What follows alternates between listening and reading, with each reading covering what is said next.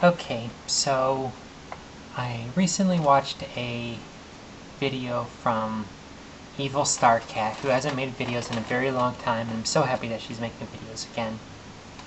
But she mentioned, um, some of her pastimes and whatnot, and she said it was free to comment and ask questions on. So I'm going to take you up on that offer. Or her up on that offer. Whatever. But okay, so Evil Star Cat. Now, when I kind of figured you were into that scene a while back when I first started making videos. By the way, you were one of the first people to ever comment on my videos, so thank you very much for that, and I do appreciate that. But you mentioned, that I wore a lot of collars and whatnot, and you asked if that was due to, being a part of the BDSM scene or, the bondage dominance scene, or sadomasochism. I'm not familiar with that world. So, yeah.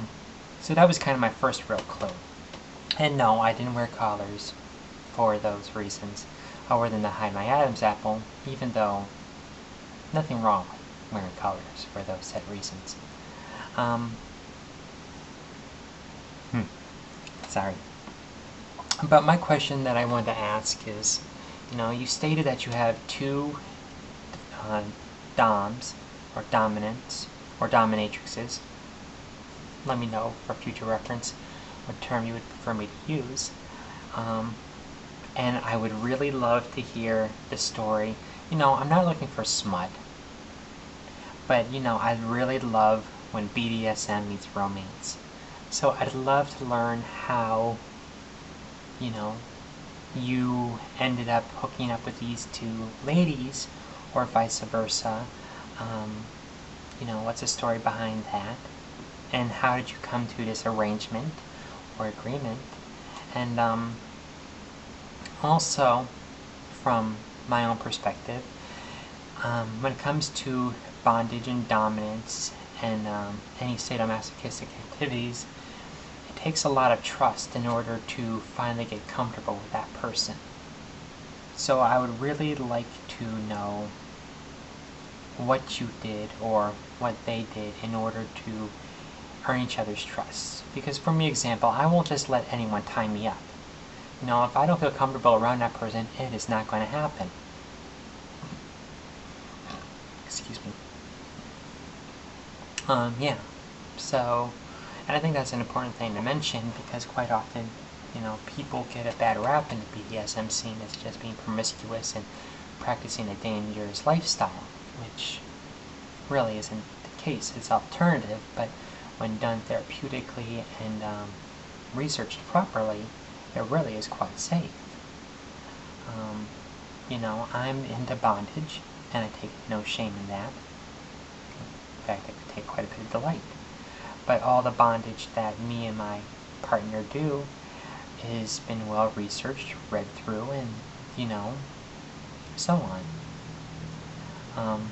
My other big kink or weakness is I'm one of those kinds of people, and I'm not sure if you can tell, but I have to be in control. Everything I say, everything I do, everything I present to the outside world is carefully monitored, thought, rethought, and then I think about your opinion or the other person's opinion on how they're going to respond to every gesture and motion I make.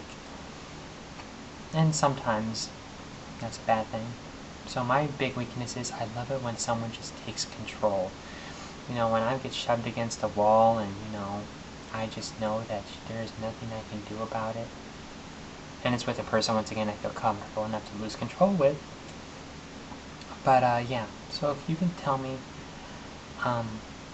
what you guys did in order to feel comfortable, and that would be really, I think it would be really good. Because, the bondage scene and the sadomasochistic scene gets a very bad rap. And I get a feeling from you that you're a very professional, well-mannered deviant. So, yeah.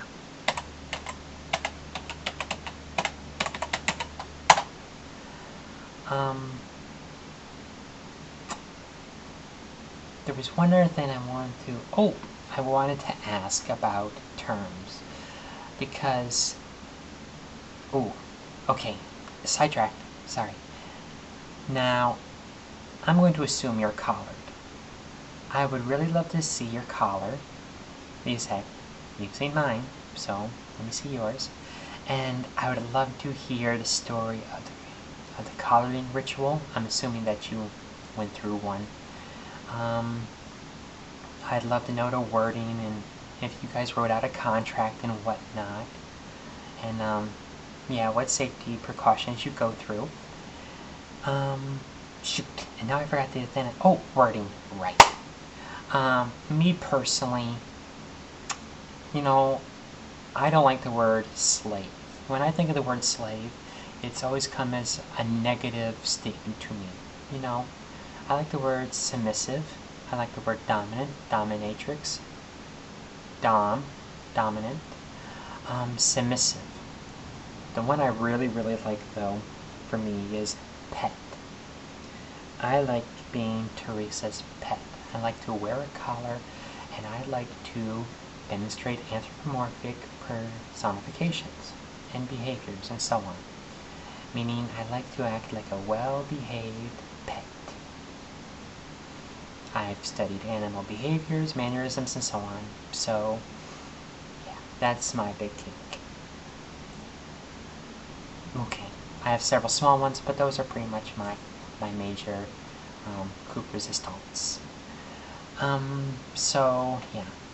A video response would be really cool, and please give me details. I love romance. So, yeah. I hope this wasn't too,